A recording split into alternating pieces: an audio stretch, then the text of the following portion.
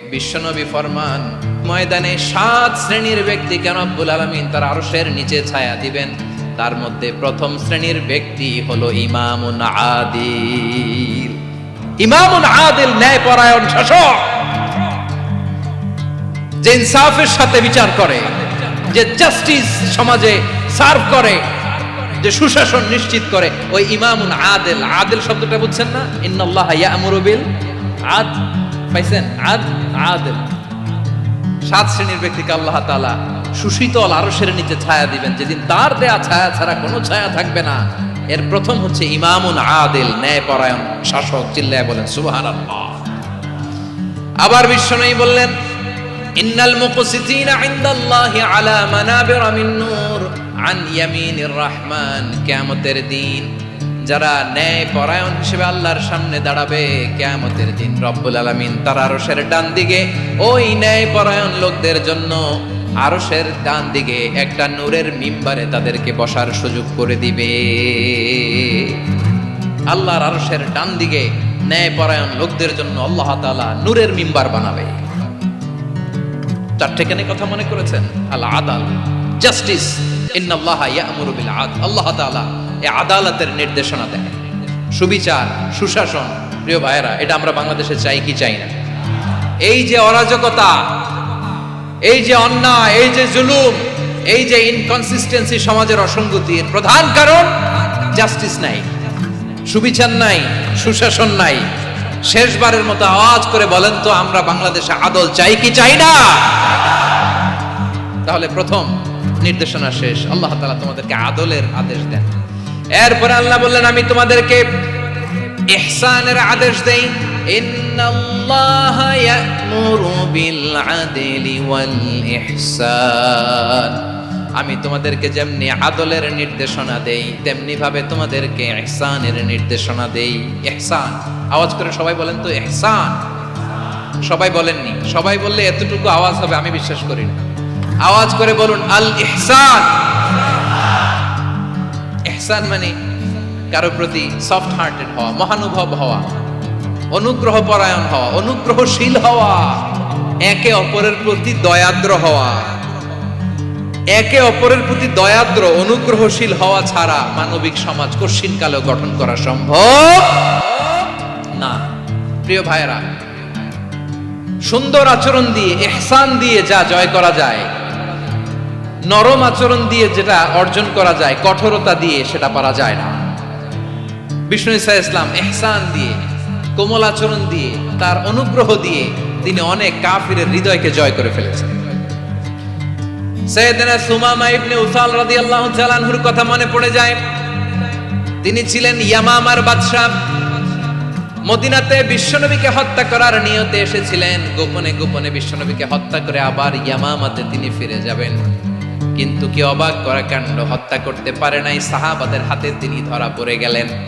সাইয়েদনা সুমামা ইবনে উসাল রাদিয়াল্লাহু তাআলা আনহু হত্যার নিয়তে আসলেন, কিন্তু হত্যা করতে পারলেন না। সাহাবারা ওনাকে ধরে ফেললেন, ধরে মসজিদে নববীর বিলারের মধ্যে বেঁধে রাখলেন। সুমামা ইবনে উসাল, সিরাত থেকে শুনেন, সিরাত থেকে শোনাচ্ছি। রাদিয়াল্লাহু তাআলা আনহু ইয়ামামার অধিপতি ছিলেন। ইয়ামাম বিশ্বনবীকে হত্যার জন্য আসছেন, ধরা পড়ে গেছেন, এখন মসজিদে নববীতে বেঁধে রাখছেন। তার মানে বন্দী। এখন স্ট্যাটাস কি? বন্দী, ক্যাপটিভ। বিষ্ণু ঈসা ইসলাম সাহাবাদেরকে বললেন, তার খোঁজ খবর নিও, সুমামা ইবনে উসালের খোঁজ খবর নিও। সাহাবারা বলেন, ইয়া রাসূলুল্লাহ, আপনাকে হত্যা করতে এসেছে, তার তো কঠিন ক্যাপিটাল পানিশমেন্ট হওয়া দরকার, কঠিন শাস্তি হওয়া দরকার। বিশ্বনবী বললেন, না, আমি যেটা জানি তোমরা সেটা জানো না, তোমরা সুমামার সাথে ভালো আচরণ করো। বিশ্বনবী সুমামার কাছে গেলেন। প্রথম দিন যে তিনি কালেমার দাওয়াত দিলেন, ইমানের দাওয়াত দিলেন, ইসলামের দাওয়াত দিলেন, রিসালাতের দাওয়াত দিলেন, আখিরাতের দাওয়াত দিলেন। পরের দিন যে বিশ্বনবী সালাতের দাওয়াত দিলেন, যাকাতের দাওয়াত দিলেন, ইসলাম কি, কিভাবে, কেমন করে পালন করতে হয় চমৎকার আর্টিকুলেট করতে শুরু করলেন। তন্ময় হয়ে সুমামা ইবনে উসাল রাদিয়াল্লাহু তাআলা আনহু বিশ্বনবীর কথাগুলো শুনতে আরম্ভ করলো। একদিন নয়, 2 দিন নয়, টানা 3 দিন বিশ্বনবী সুমামার কাছে ইসলামকে প্রেজেন্ট করেছেন, উপস্থাপন করেছেন। আওয়াজ করে বলেন কয় দিন? 3 দিন। 3 দিন মসজিদে নববীতে বাধা। আর সাহাবীদেরকে বললেন তার খোঁজ খবর নিও, তোমরা যে রুটি বানাও এর মধ্যে সবচেয়ে ভালো আটার রুটিটা তারে দিও, সবচেয়ে রিফাইন্ড খেজুর যেটা পিওর খেজুর এটা তারে দিও। আর বিশ্বনবী নিজের উট থেকে দুধ দহন করে ওনার বাড়ির এক কর্মচারীকে বলেছেন দুধ দহন করে সুমামার জন্য নিয়েছে। সুবহানাল্লাহ পড়বেন না? সবাই তো অবাক, ইয়ামামা থেকে আসছে নবীকে হত্যা করতে, বিশ্বনবী দেখে তারে জামায়াত করে, তাকে মজার মজার খাবার দিও, দুধ দিও, আদর আপ্যায়ন করো। 1 দিন নয়, 2 দিন নয়, টানা 3 দিন বিশ্বনবী এভাবে সুমামার কাছে যেয়ে ইসলামকে প্রেজেন্ট করতে আরম্ভ করলেন, ইসলামকে উপস্থাপন করতে শুরু করলেন। আর তাকে চমৎকার এন্টারটেইনমেন্ট আপ্যায়ন দিতে আরম্ভ করলেন। টানা 3 দিন যখন ইসলামের দ্য বিউটিজ অফ ইসলাম, ইসলামের সুমহান বাণী সৌন্দর্য তার কাছে উপস্থাপন শেষ, তাকে আপ্যায়ন শেষ, বিশ্বনবী বললেন সাহাবাদেরকে যাও এবার সুমামার হাতের পায়ের রশি দুটো খুলে দাও। সাহাবারা বললেন ইয়া রাসূলুল্লাহ কি বলেন আপনি, ও তো হত্যাকারী, সুযোগ পায় নাই, আপনারে মারতে পারে নাই, ছেড়ে দিলে আবারও আপনার উপর তলোয়ার নিয়ে ঝাঁপিয়ে পড়বে। নবী এই সিদ্ধান্ত আপনি নিতে যাবেন না। বিশ্বনবী বললেন যেটা বলেছি সেটা করো, সুমামার রশিগুলো ছেড়ে দাও, সুমামার হাতে পায়ের রশিগুলো যে তোমরা খুলে দাও। সাহাবারা তর্ক জুড়ে দিলেন লা ইয়া রাসূলুল্লাহ এমনটা করবেন না, তো ভয়ঙ্কর ভয়ঙ্কর খুনি, কি জানি কি হয়ে যায়। বিশ্বনবী বললেন না, তার হাতে পায়ের রশিগুলো খুলে দাও। সাহাবারা বিশ্বনবীর কথা মতো তার হাতে পায়ের রশিগুলো খুলে দিল। সুমামা মুহূর্তের মধ্যে মসজিদে নববী থেকে বের হয়, ইয়ামামায় ফিরে না যে মসজিদে নববীর পাশে একটা খেজুর বাগান ছিল সেখানে চলে গেলেন। সেখানে একটা ছোট্ট কুয়া ছিল, কুয়ার পানি দিয়ে তিনি গোসল করলেন। সুবহানাল্লাহ পড়েন। কুয়ার পানি দিয়ে গোসল করে মসজিদে নববীর সামনে এসে বিশ্বনবী এবং সাহাবাদের সামনে দাঁড়িয়ে সাব্বাবা উঁচু করে বললেন আশহাদু আল্লা ইলাহা ইল্লাল্লাহ ওয়া আশহাদু আন্না মুহাম্মাদান আবদুহু ওয়া রাসূলুহু। আল্লাহু আকবার। আমি সাক্ষ্য দিচ্ছি আল্লাহ ছাড়া কোনো ইলাহ নাই, আর মুহাম্মদ আল্লাহ তাআলার প্রেরিত বান্দা এবং রাসূল। প্রিয় ভাইরা, ইহসান দিয়ে যা জয় করা যায়, কঠোরতা দিয়ে সেটা কঠিনকালেও জয় করা যায় না। আওয়াজ করে বলেন ঠিক কি না? এবার সুমামা দাঁড়িয়ে বলে ওগো নবী, আমি তো কালিমা পড়ে মুসলমান হয়ে গেলাম, এবার শোনেন, এই মুহূর্তের আগে আপনার চেহারার চাইতে নিকৃষ্ট কোনো চেহারা আমার কাছে ছিল না, কিন্তু শাহাদা পাঠ করার পরে আপনার চেহারার চাইতে উত্তম শ্রেষ্ঠ কোনো চেহারা আমার কাছে আর নাই।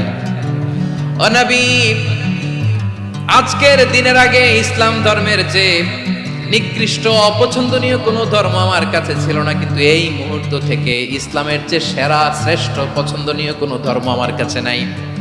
নবী গো, আজকের দিনের আগে মদিনার চাইতে অপছন্দনীয় নিকৃষ্ট কোনো শহর আমার কাছে ছিল না, কিন্তু এই মুহূর্তের পর থেকে মদিনার চাইতে কোনো শ্রেষ্ঠ শহর আমার জানা নাই। সে ছিল গমের বড় ডিলার, গম বেচতো। কি বেচতো? তার গম কিনে মক্কার লোকেরা রুটি খাইতো। সে ঘোষণা দিল, আজকে থেকে মক্কাবাসীদের জন্য সব গম আমি হারাম করে দিলাম, মক্কাবাসী এখন না খেয়ে মরে। সুবহানাল্লাহ পড়বেন না? মক্কাবাসী বিশ্বনবীর কাছে আসলেন, এসে বললেন মুহাম্মদ, আমরা তো তোমার ভাই, তোমার চাচা, তোমার ভাতিজা, তোমার আত্মীয়, তুমি সুমামারে বলো সে যেন আবার গমের সাপ্লাই মক্কার জন্য অনুমতি দিয়ে দেয়। বিশ্বনবীর অনুমতি ক্রমে সুমামা আবার মক্কাতে গম পাঠাতে শুরু করলো। পড়েন সুবহানাল্লাহ। ইহসান, ইহসান দিয়ে আপনি যেটা জয় করতে পারবেন, you can win the heart of your enemies. ইহসান দিয়ে আপনি আপনার শত্রুর হৃদয়কে জয় করতে পারবেন। আওয়াজ করে বলেন ঠিক কি না? এজন্য আল্লাহ বললেন ওয়া আনফিকু ফি সাবিলিল্লাহি ওয়া লা তুলকু বিআইদিকুম ইলাত তাহলুকা ওয়া আহসিনু ইন্নাল্লাহা ইউহিব্বুল মুহসিনিন। তোমরা আল্লাহর রাস্তায় দান করবে আর নিজেরা নিজেদেরকে ধ্বংসের হাতে ঠেলে দিও না। তোমরা একে অপরের প্রতি ইহসান করবে, কারণ ইহসানকারীদেরকে আল্লাহ বড্ড ভালোবাসেন। সুবহানাল্লাহ পড়েন। আবার সূরা রহমানে আল্লাহ বললেন হাল জাযাউল ইহসানি ইল্লাল ইহসান ফাবিআইয়ি আলা, সবাই পড়েন ফাবিআইয়ি আলাই রাব্বিকুমা তুকাযযিবান। ইহসানের প্রতিদান হিসেবে ইহসানি হয়। বিশ্বনবী সুমামার প্রতি যেমন ইহসান করেছেন, সুমামাও ঠিক তেমন ইহসান ফিরিয়ে দিয়েছে। ঠিক কিনা বলেন? তাহলে এক নম্বরে হচ্ছে আদ, ন্যায় বিচার। দুই নম্বরে সবাই বলেন ইহসান, সদাচরণ। ইহসান দুই ধরনের প্রিয় ভাইরা, ইহসান ফিল ইবাদা, ইহসান ফিল মুআমালা। ইহসান ফিল ইবাদা হচ্ছে একাগ্র অনুভবে ইবাদতে ডুব দেওয়া, এর নাম ইবাদতের ইহসান। সুবহানাল্লাহ পড়ুন। বিশ্বনবী বলেন ইহসান মানে কি জানো নাকি? হাদিসে জিবরিলে সাইয়েদনা জিবরিল আলাইহিস সালাম বিশ্বনবীকে বললেন আখবিরনি আনিল ইহসান। নবী আমাদেরকে বলেন ইহসান মানে কি? বিশ্বনবী বললেন আনতা আবুদাল্লাহা কাআন্নাকা তারাহু ফাইন লাম তাকুন তারাহু ফাইন্নাহু ইয়ারাক। ইহসান মানে হলো এমন ভাবে তুমি আল্লাহর সামনে নিজেকে উজাড় করে ইবাদত করবে, তুমি ভাববে তুমি আল্লাহকে দেখতে পাচ্ছ। আর এটা যদি ভাবা তোমার জন্য কঠিন হয়ে যায়, অন্তত এতটুকু তুমি ভাববা যে আল্লাহ তোমাকে দেখতে পাচ্ছেন। ঠিক কিনা বলেন? ও আমার বীর চট্টলার ভাইয়েরা, কেউ যেটা দেখে না সেটা দেখে কে? এই বিশ্বাস হৃদয়ের মধ্যে আছে? নামাজে যখন দাঁড়ান এই ফিলিংসটা আনা যাবে? হ্যাঁ, এশার সালাত তো এখনো হয় নাই না? আলোচনা শেষে এশার সালাত এখানে অনুষ্ঠিত হবে, তাই না? আচ্ছা বলুন তো, আমরা এশার সালাত পর্যন্ত বেঁচে থাকবো এই গ্যারান্টি আছে কার কার? হাত তোলেন। কয়েকজন হাত তুলছে পেছনে, না বুঝে তুলে ফেলছে। এশা পর্যন্ত যে আমরা হায়াত পাবো কোনো গ্যারান্টি আছে? সবাই আওয়াজ করে বলেন গ্যারান্টি আছে? গ্যারান্টি নাই। এজন্য বিষ্ণু ইসলাম বলেছে এমন ভাবে নামাজে দাঁড়াও, ইবাদত করো, মনে করো হতে পারে এটাই আমার জীবনের শেষ নামাজ। পারফর্ম দ্য সালাহ as if this is your last and final prayer. এমন ভাবে সালাতে দাঁড়াও, ভাবো হতে পারে এটাই তোমার জীবনের শেষ নামাজ। এমন ভাবে নামাজে দাঁড়াও, ভাবো এটাই শেষ নামাজ। তাহলে নামাজে একাগ্রতা বাড়ায় দিবে কে? ফলে ইবাদতের ইহসান আমাদের অর্জিত হবে। আর মুআমালাতে ইহসান হলো, বিশ্বনবী বলেন ইন্নাল্লাহা তাবারাকা ওয়া তাআলা কাতাবাল ইহসানা আলা কুল্লি শাই ফাইদা কাতালতুম ফাআহসিনুল কিতলা ওয়া ইযা যাবাহতুম ফাআহসিনুয যাবহা ওয়ালিয়ুহিদ্দা আহাদুকুম শাফরাতাহু ওয়ালিয়ুরিহ যাবিহাতাহু। ইহসান দুই ধরনের।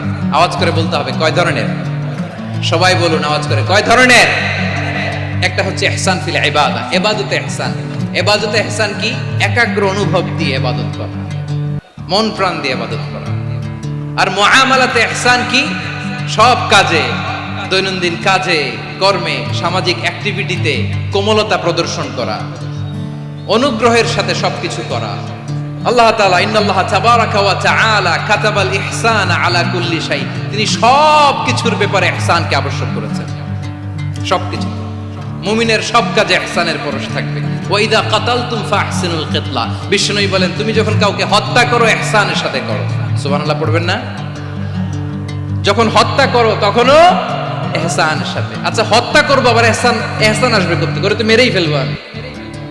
আল্লাহ, ও ভাই একজন খুন করেছে, খুনি, রাষ্ট্রীয় আইনে তার শাস্তি হয়েছে ডেথ পেনাল্টি, মৃত্যুদণ্ড।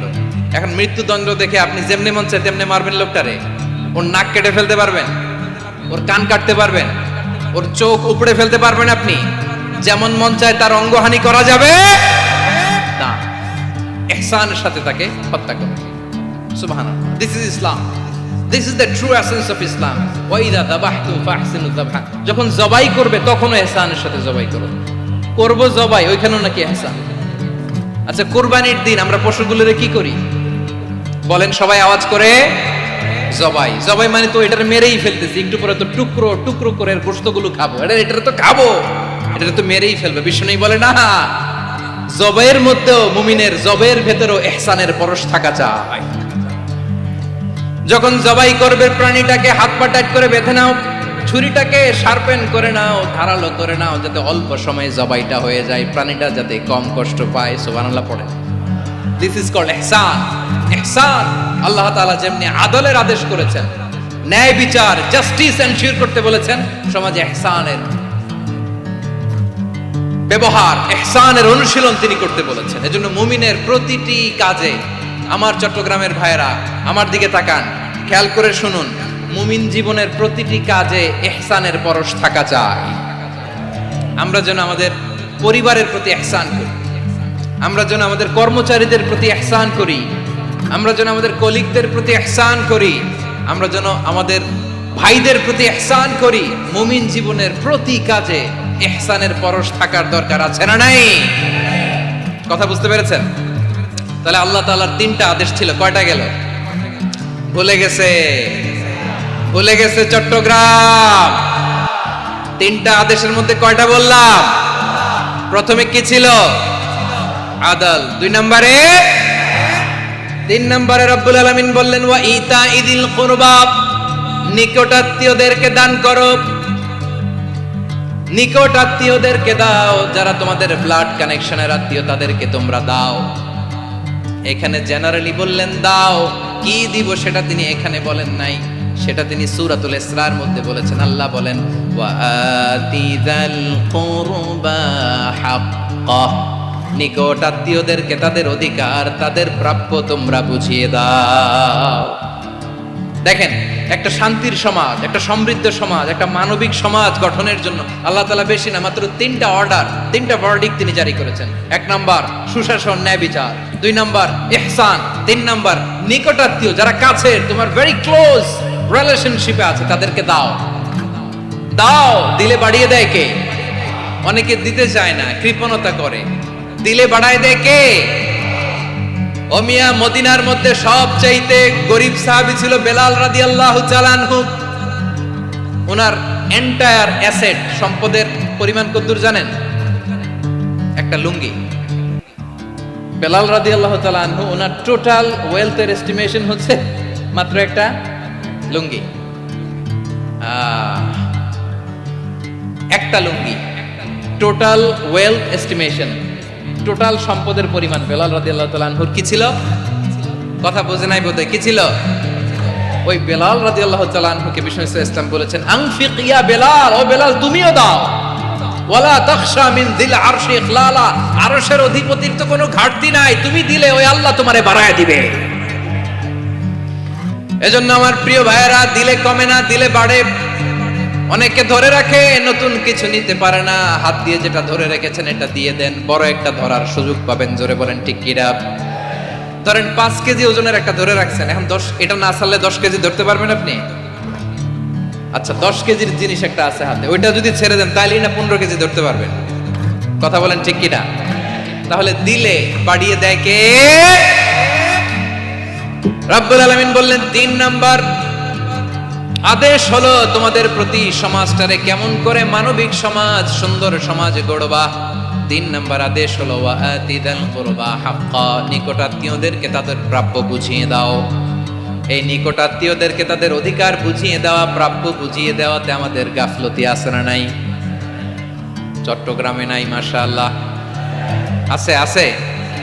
অনেকে দেখবেন অনেক আল্লাহওয়ালা, তাহাজ্জুদ গুজার, সেজদা দিতে দিতে কপালে কালো দাগ ফেলে দিছে, সে তার বোনের হকটা আদায় করে নাই। আছে না নাই? হ্যাঁ, এখানেও আছে। সর্বনাশ। অনেক বড় হাজী সাহেব, বিশাল লম্বা দাড়ি, ছেলেরে সব দিয়ে দিছে, মেয়েরে কিছু দেয় নাই, মেয়ের হক আদায় করে নাই। আছে না নাই? এই হাজী সাহেবেরা, এই আল্লাহওয়ালারা কিয়ামতের ময়দানে আটকে যাবে। আপনি অন্যের অধিকার নষ্ট করেছেন, তাদের রাইটস কে ভায়োলেট করেছেন। এজন্য আল্লাহ তাআলা বলেন, কারো অধিকার যদি কেউ নষ্ট করে, ওই সমাজটা মানবিক সমাজ কঠিন কালেও হতে পারে না। এজন্য 3 নম্বর আল্লাহ বললেন ওয়া ইতা ইদিল কুরবা, নিকটাত্মীয়দেরকে দাও। কি দিবা? তাদের অধিকার দিয়ে দাও।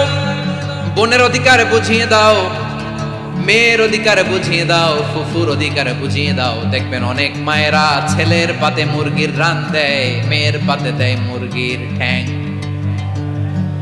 এরকম আছে না নাই? ছেলেরা কি দেয়? মুরগির। মেয়ের পাতে কি দেয়? তো মেয়ের কি মুরগির রান খেতে মনে চায় না? মনে চায় না? এমনটা করা যাবে না। নিকটাত্মীয়দেরকে অধিকার দিয়ে দাও, নিকটাত্মীয়ের সাথে সুসম্পর্ক রাখো। আদেশটা কার? এজন্য প্রিয় ভাইয়েরা, জীবনে যদি বারাকা অর্জন করতে চান, নিকটাত্মীয়দের সাথে সুসম্পর্ক রাখতে হবে, তাদের জন্য উপহার পাঠাতে হবে। বিশ্বনবী বলেন লা ইয়াদখুলুল জান্নাতা কাতে, যে ব্যক্তি আত্মীয়তার সম্পর্ককে ছিন্ন করে দেয় সে কশিন কালেও আল্লাহর জান্নাতে ঢুকবে না। আপনি কি এটারে সহজ হাদিস মনে করছেন? এটা সহজ কথা? আপনি ভাবছেন আপনার নামাজ আপনারে বাঁচাতে পারবে, আপনার রোজা বাঁচাতে পারবে, আপনার তাহাজ্জুদ আপনারে বাঁচাতে পারবে? অধিকার নষ্ট করলে কিছুই আপনারে বাঁচাতে পারবে না। এজন্য নিকট আত্মীয়দেরকে দিতে হবে বেশি বেশি। বিশ্বনবী বলেন ইন্না সাদাকাতা আলাল মিসকিনি সাদাকা ওয়া আলা যির রাহিমি ইসনাতান সাদাকাতুন ওয়া সিলা। মিসকিনরে দান করলে শুধু দানের সওয়াব হয়, নিকট আত্মীয়কে দান করলে দুইটার সওয়াব হয়, সাদাকার সওয়াব হয়, আবার আত্মীয়তার বন্ধন অটুট রাখার সওয়াব হয়ে যায়। আবার বিশ্বনবী বললেন মান সাররাহু আইয়ুবসাতা লাহু ফি রিজকিহি ওয়া ইউনসা লাহু ফি আসারিহি ফালইয়াসিল রাহিমা। যে ব্যক্তি তার রিজিকের প্রশস্ততা চায় আর হায়াতে বরকত চায় সে যেন তার আত্মীয়ের সাথে সুসম্পর্ক রাখে। আমার প্রিয় চট্টলার ভাইয়েরা, আমাদের রিজিক বাড়ুক, এটা আমরা চাই কি চাই না? সবাই চান?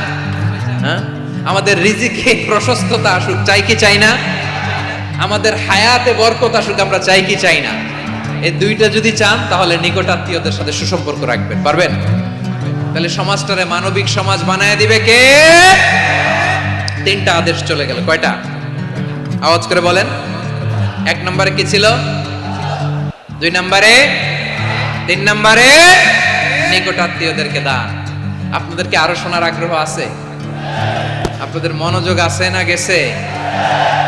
কষ্ট হচ্ছে না? মাশাআল্লাহ মাশাআল্লাহ, তাকবীর পড়ুন, লিল্লাহি তাকবীর।